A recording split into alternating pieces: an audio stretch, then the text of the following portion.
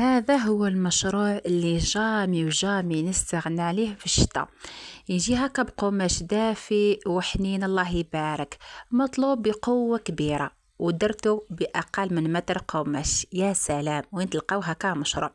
وبيان سور راح نشوفوا المشروع ونشوفوا ثاني سعر البيع. إما حبيباتي تبعوا معنا الفيديو وتبعوا معنا القياسات وتبعوا كامل المراحل تاع الفصالة والخياطة، وثاني باش تدوا كامل الاسرار وكامل الحوايج اللي نقوله لكم. هذا القماش اسمه البولار، يجي قطني. كاينين بزاف انواع اللي حابه تخدم به كمشاريع وتنوع في الالوان وتلوع هكا في لي ديسا نتاعو. كاين بزاف، كاين الاوني كذلك، وكاين هكا اللي فيه الديسا للاطفال للاولاد للاناث، يعني كل شيء فيه.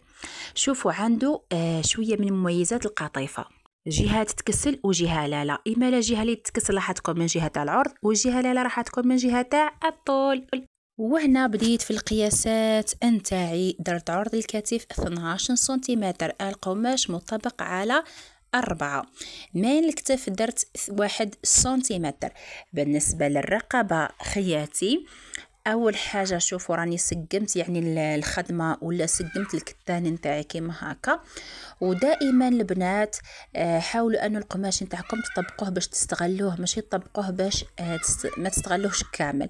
الرقبه درت 5 سنتيمتر، من الكتف هو 1 سنتيمتر بهذا الشكل.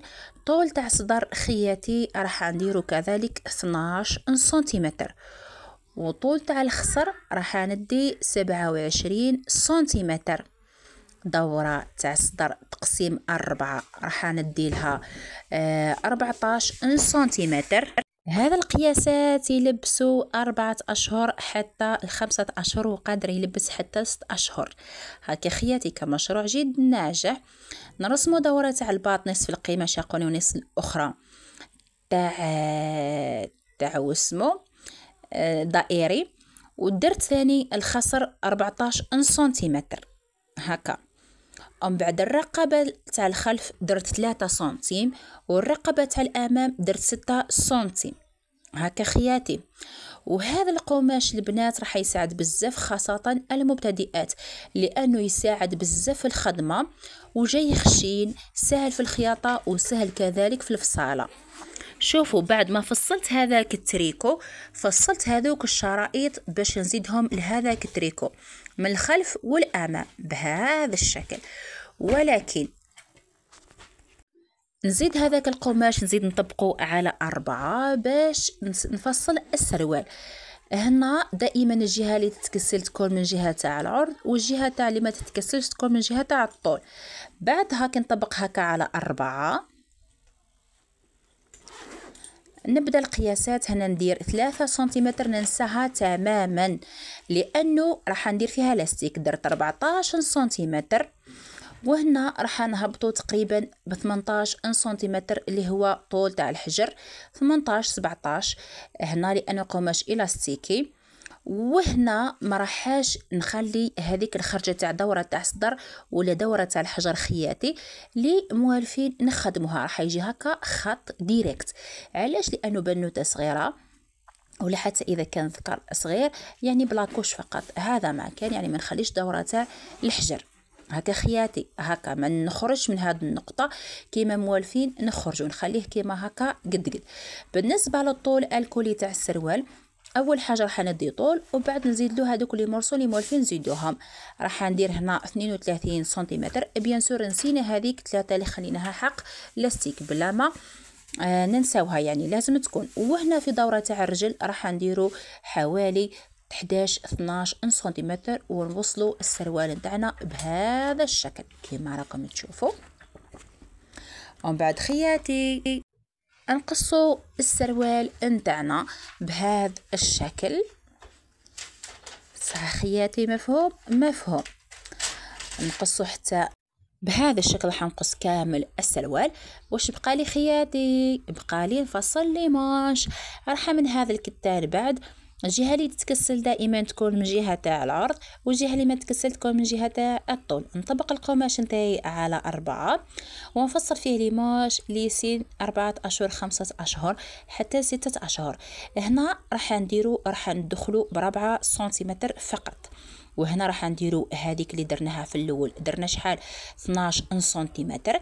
12 سنتيمتر نقسموه على 2 بيان سور، ندخلو بواحد ونخرجوا بواحد. بالنسبه للطول الكلي درتو حوالي 17 سنتيم، وهنا راح نديرو 10 سنتيمتر فقط في دوره تاع المعصم. يجي هكا مانش صغيرون بارك الله يبارك تاع اطفال صغار.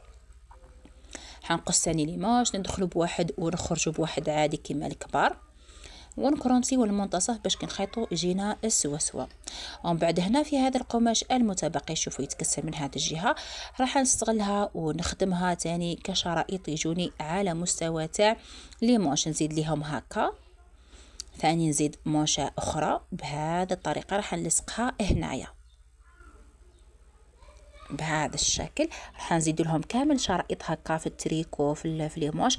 هادو التفاصيل الصغار يزيدوا جماليه اكثر للبيجاما تاعنا هكا خياتي. الان في الخياطه اول حاجه راح نركبوا هذوك القطع ولا الشرائط اللي خدمناهم كامل، راح نركبهم.